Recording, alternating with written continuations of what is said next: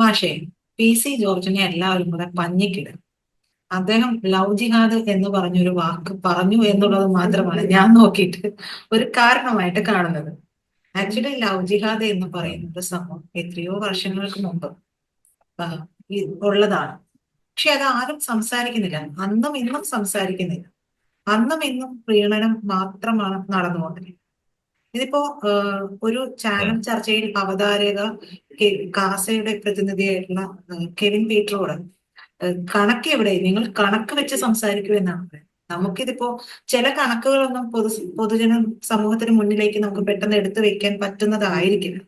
മാത്രമല്ല, അദ്ദേഹം പറയുന്നത് പോലെ തന്നെ ചില ഏജൻസികൾക്ക് അത് കൈമാറേണ്ടിയും വരും. ഇത് അതൊരു ഭാഗത്ത് നിൽക്കും. കഴിഞ്ഞ ദിവസം നടത്തിയ പ്രസംഗത്തിൽ അതേ സമയം തന്നെ PC ജോർജ് പറയുന്നു നർക്കോട്ടിക് ജിഹാദിനെ കുറിച്ച്. ഈ രണ്ട് വിഷയവും വളരെ ചർച്ച ചെയ്യപ്പെടേണ്ടതാണ്. പക്ഷേ ഇത്രയൊക്കെ നമ്മുടെ നാട്ടിൽ നിന്ന് പല തീവ്രവാദികളെയും പിടിച്ചുകൊണ്ട് പോയിട്ടും, കേന്ദ്രസേന പിടിച്ചുകൊണ്ട് പോയിട്ടും ഇതേക്കുറിച്ച് സംസാരിക്കാനായിട്ട് നമ്മുടെ മുഖ്യധാരാ മാധ്യമങ്ങൾ ഒന്നും തന്നെ തയ്യാറാകുന്നില്ല.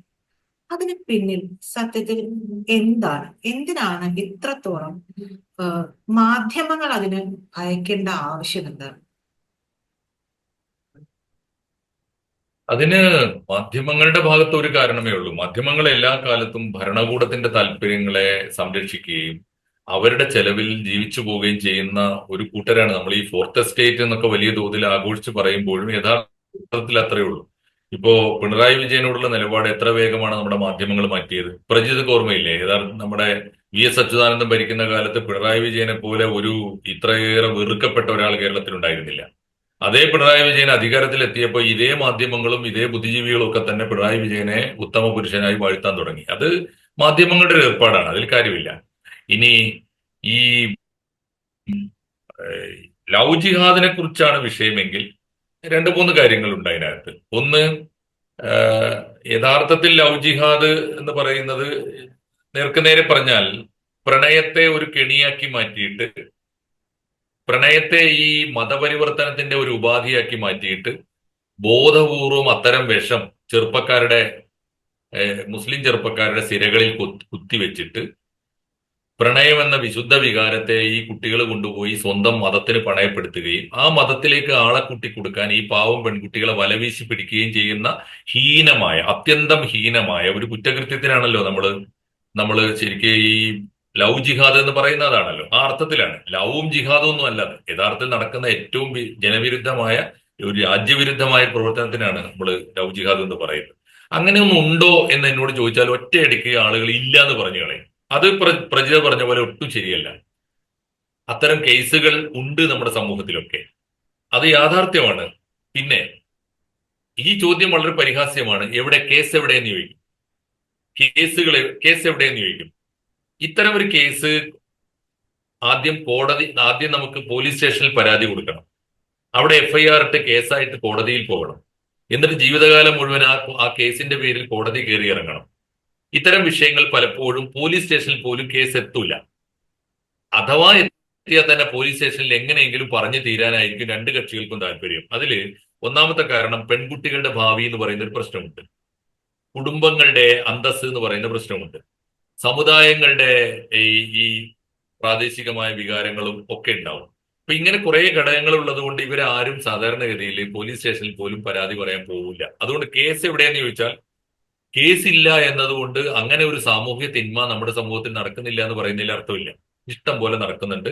അത്തരം കേസുകളൊക്കെ സ്റ്റേഷനിൽ പോലും പോകാതെ പലപ്പോഴും പറഞ്ഞു തീർക്കുന്നതും ഒതുക്കി തീർക്കുന്നതും ഒക്കെ നമുക്കറിയാം. ഒന്ന്. രണ്ട്, വർഗീയവാദികള് പല ഭാഗത്തു നിന്നും ഇടപെട്ട് അവരെ പേടിച്ചിട്ട് എങ്ങനെയെങ്കിലും നാടുവിടുന്ന കേസുകളുണ്ട്. അവരും പരാതി കൊടുക്കാറില്ല. മൂന്നാമതൊന്ന്, ഇവരെ പേടിച്ചിട്ട് ഇത്തരം ഒരു കല്യാണമൊക്കെ നടന്നാൽ തന്നെ അതിവേഗത്തിൽ അത് അവസാനിപ്പിക്കുന്നവരും ഉണ്ട്. അത്തരത്തിലുള്ള ധാരാളം സംഭവങ്ങളുണ്ട്. പിന്നെ ഈ ഇതിനകത്ത് എനിക്ക് തോന്നുന്നത് ഈ PC ജോർജിന്റെ കേസ് വല്ലാതെ അപകടത്തിലാവുന്നത് അദ്ദേഹം തന്നെ സ്വീകരിച്ചു വന്ന തികച്ചും അവസരവാദപരമായ നിലപാടിന്റെ ഫലമായിട്ടാണ്. PC ജോർജ് അല്ലായിരുന്നെങ്കിൽ ഇത്തരം ഒരു പ്രശ്നം ഗൗരവമായിട്ട് ഉന്നയിക്കുന്നത്, PC George P C George അല്ല മറ്റൊരാളായിരുന്നെങ്കിൽ ഇത്രയേറെ വിരോധം വിളിച്ചു വരുത്തുമായിരുന്നില്ല എന്ന് എനിക്ക് തോന്നി. കാരണം ഞാൻ പി സി ജോർജിന്റെ പ്രസംഗങ്ങൾ പി സി ജോർജിന്റെ പ്രശ്നം വെച്ചാൽ അദ്ദേഹം പൂഞ്ഞാറുകാരനാണ്. പൂഞ്ഞാറ് എന്ന് പറഞ്ഞാൽ പൂഞ്ഞാറിൽ തന്നെ ഈരാറ്റുപേട്ടക്കാരനാണ്. ഈരാറ്റുപേട്ടയിൽ നിന്ന് ആ മണ്ഡലത്തിൽ നിന്ന് ജയിക്കണമെങ്കിൽ മുസ്ലിം വോട്ട് വളരെ നിർണായകമാണ്.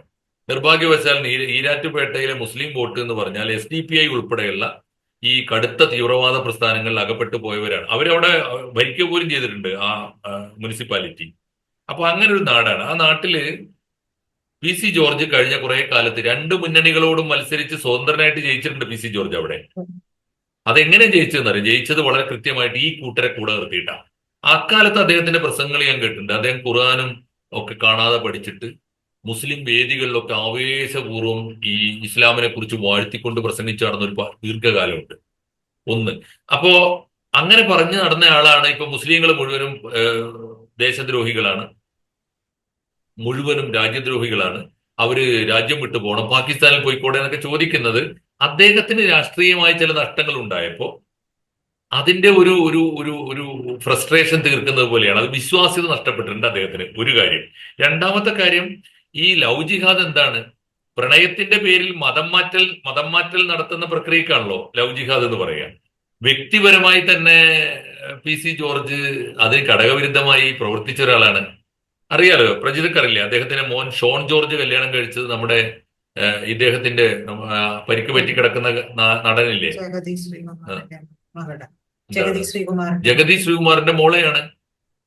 ജഗദീഷ് ശ്രീകുമാറിന്റെ മോളെ കല്യാണം കഴിച്ചപ്പോ അറിയാലോ, പാർവതി എന്ന് പറയുന്ന ഒരു ഹിന്ദു പെൺകുട്ടിയാണ്. ആ പെൺകുട്ടിയെ ആ വീട്ടിൽ കയറ്റണമെങ്കിൽ മാമോദീസ മുക്കി പള്ളിയിൽ പോയി മതം മാറ്റി അൽഫോൻസ ആണ് ആ കുട്ടിയുടെ പേര്. ഇപ്പോഴും അത് പി സി ജോർജ് നിഷേധിച്ചിട്ടില്ല. അപ്പൊ അവനവന്റെ വീട്ടിൽ കയറ്റുമ്പോ നമുക്ക് പ്രബുദ്ധരായ മനുഷ്യർക്ക്, നല്ല യാഥാർത്ഥ്യബോധമുള്ള മനുഷ്യർക്ക്, മനുഷ്യസ്നേഹമുള്ളവർക്ക്, പ്രണയത്തെ സ്നേഹിക്കുന്നവർക്ക്, പ്രണയത്തെ ഒരു വിശുദ്ധ വികാരമായി കാണുന്നവർക്ക്, ഞാനൊക്കെ എന്റെ മക്കള് പ്രണയത്തെക്കുറിച്ച് പറയുമ്പോൾ ഞാൻ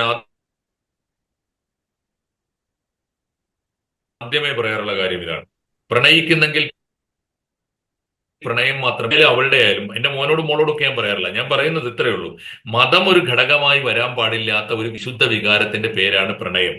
അങ്ങനെ ഒരു വികാരം സ്വന്തം കുടുംബത്തിൽ വന്നപ്പോൾ അതിനകത്ത് മതം അടിച്ചേൽപ്പിച്ച് സ്വന്തം മതത്തിലേക്ക് ആ പെൺകുട്ടിയെ, ഹിന്ദു പെൺകുട്ടിയെ ക്രിസ്ത്യാനിറ്റിയിലേക്ക് മാറ്റിയെടുത്ത ഒരാളാണ് പി സി ജോർജ്.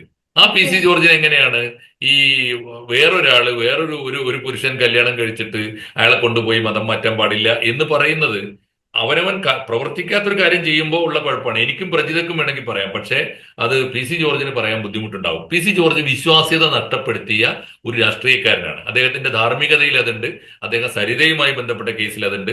അദ്ദേഹം യാതൊരു തരത്തിലും എല്ലാ മനുഷ്യർക്കും അറിയാവുന്ന വിധം ഈ സരിതയെ തന്നെ ഒരു ഘട്ടത്തിൽ വെളിപ്പെടുത്തിയിട്ടുണ്ട്. സരിതയെ പറഞ്ഞയച്ചിട്ട് സാക്ഷാൽ ഉമ്മൻചാണ്ടി എന്ന വിശുദ്ധനായ, ആ അർത്ഥത്തിലൊക്കെ അദ്ദേഹം വിശുദ്ധനാണ്. അദ്ദേഹത്തിന്റെ രാഷ്ട്രീയ പാർട്ടിയോടൊക്കെ നമുക്ക് വിയോജിക്കാം. ഇത്തരത്തിലൊരു അധാർമികത അദ്ദേഹത്തിന്റെ ഭാഗത്തുനിന്ന് ആരും ഇതുവരെ ആരോപിച്ചിട്ടില്ല. അത് ആരോപിച്ചത് പി സി ജോർജാണ്.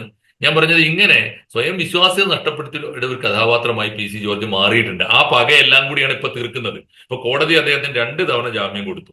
2 തവണ ജാമ്യം കൊടുത്തത് ഈ പറഞ്ഞ ഈ കേസിനല്ല, ലവ് ജിഹാദ് പറഞ്ഞതിനല്ല, പരമത വിദ്വേഷം പറഞ്ഞതിനാണ്. അപ്പൊ ആ വിദ്വേഷം പറഞ്ഞു, ഞാൻ പറയുന്നത്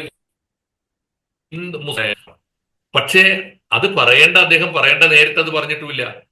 അത്തരം തീവ്രവാദികളെ, സുഡാപ്പികളെയൊക്കെ വാഴ്ത്തിക്കൊണ്ട് നടന്ന ഒരു പാരമ്പര്യം അദ്ദേഹത്തിനുണ്ട്. അങ്ങനെ പറഞ്ഞ ആളാണ് ഇപ്പൊ തിരിച്ച് നിങ്ങളൊക്കെ പാകിസ്ഥാനിൽ പോകുമെന്ന് പറയുന്നത്. അതുകൊണ്ട് വിശ്വാസ്യത നഷ്ടപ്പെട്ട ഒരു രാഷ്ട്രീയ നേതാവിന്റെ അപകടമാണ്. എനിക്ക് തോന്നുന്നില്ല പി സി ജോർജിനെ BJPക്കും അധികകാലം കൊണ്ടു നടക്കാൻ പറ്റുമെന്ന് എനിക്ക് തോന്നുന്നില്ല. കാരണം അദ്ദേഹം സ്വന്തം വിശ്വാസ്യത വലിയ തോതിൽ നഷ്ടപ്പെടുത്തിയിട്ടുണ്ട്. ഇപ്പൊ ഉണ്ടായ ആകെ ഒരു സംഭവം എന്താണെന്ന് വെച്ചാൽ അദ്ദേഹത്തെ അറസ്റ്റ് ചെയ്തത് വലിയ അബദ്ധമായിപ്പോയി. അറസ്റ്റ് ചെയ്തിട്ട് അദ്ദേഹം ഒരു ദിവസം പോലും ജയിലിൽ കിടക്കാതെ ഒരു ദിവസം ആശുപത്രി കിടന്ന് ഇറങ്ങി വന്നു എന്നുള്ളതാണ് അദ്ദേഹത്തിന് വലിയ ഹീറോയിസ് ആയിട്ട് പറയുന്നത്. പക്ഷെ എനിക്ക് തോന്നുന്നു പുതിയ കേസിൽ അദ്ദേഹത്തിനെതിരെ വീണ്ടും കേസ് വന്നിട്ടുണ്ട്. അദ്ദേഹത്തെ അറസ്റ്റ് ചെയ്യാനാണ് സാധ്യത. ഇനി അതേ കോടതി, നമ്മുടെ നിയമനിർമ്മാണ കോടതികൾക്ക് 2 തവണ കർശനമായ താക്കീതോടുകൂടിയാണ് ജാമ്യം കൊടുത്തത്. ഇനി അദ്ദേഹത്തെ അറസ്റ്റ് ചെയ്താൽ അത്ര എളുപ്പമാവില്ല കോടതികൾക്ക് ജാമ്യം കൊടുക്കാൻ. അതുകൊണ്ട് ഈ സംഭവങ്ങളെ പറഞ്ഞോളൂ. പക്ഷേ അദ്ദേഹത്തിന് ഇപ്പോ ക്രൈസ്തവ സഭകളുടെ കൂടി പിന്തുണ കിട്ടുന്നില്ലേ? ഉണ്ട്. അത് എന്തുകൊണ്ടാണെന്നറിയോ? അത് ശരിയാണ്. എന്താ പ്രശ്നം എന്ന് വെച്ചാല് കേരളത്തിൽ സമീപകാലത്ത് ഉണ്ടായി വന്ന ഒരു പ്രധാനപ്പെട്ട ഫ്രിക്ഷൻ അല്ലെങ്കിൽ ഒരു ഫ്രാക്ഷൻ എന്ന് പറയുന്നത് ഒരു ക്രിസ്ത്യൻ മുസ്ലിം ഡിവൈഡ് വന്നിട്ടുണ്ട്. പ്രത്യേകിച്ച് കാസ പോലുള്ള മൂവ്മെന്റുകളൊക്കെ വന്നപ്പോൾ ക്രിസ്ത്യൻ മുസ്ലിം ഡിവൈഡ് ക്രിസ്ത്യൻ മുസ്ലിം ഡിവൈഡ് വരാനുള്ള യഥാർത്ഥ കാരണം ഇതൊന്നുമല്ല, സാമൂഹ്യമേ അല്ല, സാമ്പത്തികമാണ്. കാരണം ഭരണകൂടത്തിൽ മുസ്ലിം ലീഗിനെ പോലുള്ളവർ ചെലുത്തിയ സ്വാധീനത്തിന്റെ ഫലമായി കേരളത്തിലെ ന്യൂനപക്ഷങ്ങൾക്ക് മൊത്തമായി കിട്ടേണ്ടിയിരുന്ന ആനുകൂല്യങ്ങൾ പലതും മുസ്ലിം കമ്മ്യൂണിറ്റി അന്യായമായി ആവശ്യത്തിലേറെ കൈയടക്കി എന്നൊരു ആക്ഷേപം ക്രിസ്ത്യൻ കമ്മ്യൂണിറ്റിയിൽ ഉണ്ട്. അതിനെ തുടർന്നാണ് ആ 80-20 വിവാദങ്ങളൊക്കെ വന്നത്. ഞാൻ അതിലേക്ക് പോകുന്നില്ല, ഓർമ്മയുണ്ടാവും. അപ്പോ സാമ്പത്തികമാണത് അല്ലെങ്കിൽ രാഷ്ട്രീയമാണ്. ആ വിവാദത്തില് ഒരു എണ്ണ ഒഴിച്ചു കൊടുക്കുന്ന ഒരു സംഗതിയാണ് ഈ ലവ് ജിഹാദ്. ലവ് ജിഹാദ് യഥാർത്ഥത്തിൽ NIA കണ്ടെത്തിയ കേസ് ഇന്നും ഇന്നലെയൊന്നും അല്ല, BJP അധികാരത്തിൽ വന്നിട്ടുമല്ല. കോൺഗ്രസ് ഭരിക്കുമ്പോൾ തന്നെ NIA കണ്ടെത്തിയ ഏതാനും കേസുകളുണ്ട്. അത് നമ്മുടെ ലിസ്റ്റിലുള്ളത് ഒരു 4 പേരാണ്. പക്ഷെ അത് 40 ആക്കി, 400 ആക്കി, 4000 ആക്കി ഒക്കെ പെരുപ്പിച്ച് നടക്കുകയും അതിന് വല്ല തെളിവുണ്ടോ എന്ന് ചോദിച്ചാൽ തെളിവ് കൊടുക്കാൻ ഉണ്ടാവില്ല. തെളിവ് കൊടുക്കാൻ പല കാരണങ്ങളാൽ ഉണ്ടാവില്ല. നേരത്തെ പറഞ്ഞതുപോലെ കോടതിയിൽ എത്താതെ പോയ കേസുകൾ ഉണ്ടാവും. പിന്നെ ഇനി ഒന്നുമില്ലെങ്കിലും ഇത്തരത്തിൽ വലിയ പെരുപ്പിച്ച് പറയുന്ന ഒരു രീതിയും കേരളത്തിലുണ്ട്. അപ്പൊ ഇത് വളരെ സങ്കീർണമാണ് ഈ ഇഷ്യൂ. പക്ഷെ എനിക്ക് തോന്നുന്നത് ഈ ക്രിസ്ത്യൻ ഇപ്പോ മുനമ്പം പ്രശ്നം വന്നപ്പോഴും ഇത് വന്നു. മുനമ്പം പ്രശ്നത്തിൽ ഒരു ഭാഗത്ത് വഖഫ് ബോർഡും മറുഭാഗത്ത് അവിടെ മഹാഭൂരിപക്ഷം വരുന്ന ക്രിസ്ത്യൻ കുടിയേറ്റക്കാരുമാണ് വന്നത്. അപ്പോഴും അത് ഈ റിഫ്റ്റ് കുറെ കൂടി ശക്തിപ്പെട്ടു. അത് ആണ് ഇതിന്റെയൊക്കെ ഒരു അടിസ്ഥാന കാര്യം. പക്ഷെ ക്രിസ്ത്യൻ സഭയുടെ പിന്തുണ, കത്തോലിക്ക സഭയുടെ പിന്തുണ ജോർജിന് കിട്ടി എന്ന് പറയുന്നത് രാഷ്ട്രീയമായ അദ്ദേഹത്തിന് നേട്ടം ഉണ്ടാക്കുന്നുണ്ട്. ഒരുപക്ഷെ പൂഞ്ഞാറിൽ നിന്നില്ലെങ്കിൽ പോലും കുറെ കൂടി ഇപ്പോ BJPയുടെ കൂടി പിന്തുണയോടുകൂടി കുറെ കൂടി ക്രിസ്ത്യൻ വോട്ട്, കത്തോലിക്ക വോട്ടുകൾ കൂടുതലുള്ള ഒരു മണ്ഡലത്തിലേക്ക് മാറി നിന്നാൽ അദ്ദേഹത്തിന് ജയിച്ചു പോരാൻ പറ്റുമായിരിക്കും. അത് അദ്ദേഹത്തിന് രാഷ്ട്രീയമായി ഗുണം ചെയ്യുമായിരിക്കും. അതല്ലാതെ ഈ PC ജോർജിന്റെ വിശ്വാസ്യതയെ തിരിച്ചെടുക്കാൻ അത്ര എളുപ്പമല്ല എന്നാണ് എനിക്ക് തോന്നുന്നത്. പക്ഷെ എങ്കിൽ കൂടി ഈ ഉള്ള ഒരു കാര്യമാണ്, അവിടെ SDPIയുടെ പ്രവർത്തനം എത്രത്തോളം ഉണ്ട് എന്നുള്ളത് PC അറിയാവുന്നതുപോലെ ഒരുപക്ഷെ അവിടെ മറ്റാർക്കും അറിയുന്നുണ്ടാവില്ല. PC ആണ് അവരുടെ കൂടെ അത്ര ഉണ്ടായിരുന്നതല്ലോ. അപ്പോ ഇത്ര ശക്തമായിട്ടുണ്ട് എന്നുള്ളത് കൊണ്ട് തന്നെ PC പറയുന്ന ഒരു കാര്യത്തിനെ, അദ്ദേഹം പറയുന്ന ഒരു കാര്യത്തിനെ കണ്ണടച്ച് തള്ളേണ്ടതുണ്ടോ? ഇല്ല, PC ജോർജ് പറയുന്ന ഒരു കാര്യത്തിനെയും തള്ളേണ്ടതില്ല. പക്ഷേ PC ജോർജ് തന്നെ അദ്ദേഹത്തിന്റെ വാക്കുകളെ സംശയത്തോടെ കാണാൻ മലയാളിയെ പ്രേരിപ്പിക്കുന്ന ഒരുപാട് നിലപാടുകൾ എടുത്തിട്ടുണ്ട്. ഒന്ന്, അവിശ്വസനീയമായ കുറെ കാര്യങ്ങൾ ഓർമ്മയില്ലേ? സരിത കേസിൽ അദ്ദേഹം നടത്തിയ ഇടപെടല്, ഉമ്മൻചാണ്ടിക്കെതിരെ അദ്ദേഹം കൊണ്ടുവന്ന ആരോപണം ഉൾപ്പെടെ, പിന്നെ ഈ SDPIക്കാരെ കുറിച്ച് തന്നെ അദ്ദേഹം നടത്തിയ വാഴ്ത്തലുകൾ. നിനക്ക് പ്രജിതക്ക് ഓർമ്മയുണ്ടോ എന്ന് എനിക്കറിയില്ല. ആദരണീയനായ നമ്മുടെ ഇദ്ദേഹത്തിന്റെ ജോർജ് മാഷ കൈവെട്ടിയല്ലോ. എന്താണ്? ജോസഫ് മാഷ കൈവെട്ടി. TJ ജോസഫ് സാറിന്റെ കൈവെട്ടിയില്ലേ? അന്ന് എന്താ PC ജോർജ് പറഞ്ഞത്? കൈയല്ല വെട്ടേണ്ടത്, കഴുത്താണ് വെട്ടേണ്ടത് എന്നാ. ഇദ്ദേഹമാണ് ഇപ്പൊ ഈ മുസ്ലിം വിരുദ്ധത പറഞ്ഞുകൊണ്ടിരിക്കുന്നത്. ആലോചിച്ച് നോക്കൂ. മുസ്ലിം തീവ്രവാദികൾ പോയിട്ട് ഒരു കാരണവുമില്ലാതെ ആ പാവം അധ്യാപകന്റെ ജീവിതത്തിൽ ഇന്നോളം, ആ മനുഷ്യനെ എനിക്ക് വളരെ അടുത്തറിയാം. ജോസഫ് മാഷ് ജീവിതത്തിൽ ഇന്ന് വരെ ഇസ്ലാമിനെന്നല്ല ഒരു മതത്തിനും ഒരു മതവിശ്വാസിക്കും എതിരായി ഒരു അക്ഷരം പറഞ്ഞ ഒരാളല്ല. എന്നിട്ട് അദ്ദേഹത്തെ ഇസ്ലാമിക വിരുദ്ധനാക്കിയിട്ട് ഒരു ക്വസ്റ്റ്യൻ പേപ്പറിൽ വന്ന, അതും മറ്റൊരു പുസ്തകത്തിൽ നിന്ന് അദ്ദേഹം പകർത്തി എഴുതിയ ഒരു ചോദ്യത്തിന്റെ പേരിൽ അദ്ദേഹത്തിന്റെ കൈവെട്ടിയപ്പോ കൈയല്ല കഴുത്ത് വെട്ടണം എന്ന് പറഞ്ഞ PC ജോർജിനെ ആരുടെയും കുറ്റം കൊണ്ട്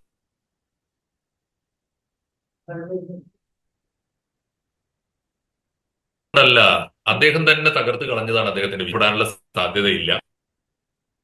ഒരു ക്രിസ്ത്യൻ ഭൂരിപക്ഷ മണ്ഡലത്തിൽ നിന്നിട്ട് BJPയുടെ വോട്ടും സഭയുടെ വോട്ടും ഒക്കെ കൊണ്ട് രക്ഷപ്പെടാൻ പറ്റുമെങ്കിൽ അത് നല്ലത്, അദ്ദേഹത്തിന് ഗുണം ചെയ്യുമായിരിക്കും. പക്ഷെ അദ്ദേഹം പറഞ്ഞതുകൊണ്ട് ഒരു അപകടം, ഞാൻ പറയുന്നത്, ഞാനും പ്രജിതയും വിശ്വസിക്കുന്നത് പോലെ ഈ ലവ് ജിഹാദ് എന്നൊരു പ്രതിഭാസം, അങ്ങനെ ഒരു കുറ്റകൃത്യം ഇന്ത്യയിൽ നടക്കുന്നില്ല, അങ്ങനെ ഇല്ല എന്ന് പറഞ്ഞ കാലത്ത് അത് ഉണ്ട് എന്ന് ആവർത്തിച്ച് പറഞ്ഞ ആളാണ് ഞാൻ.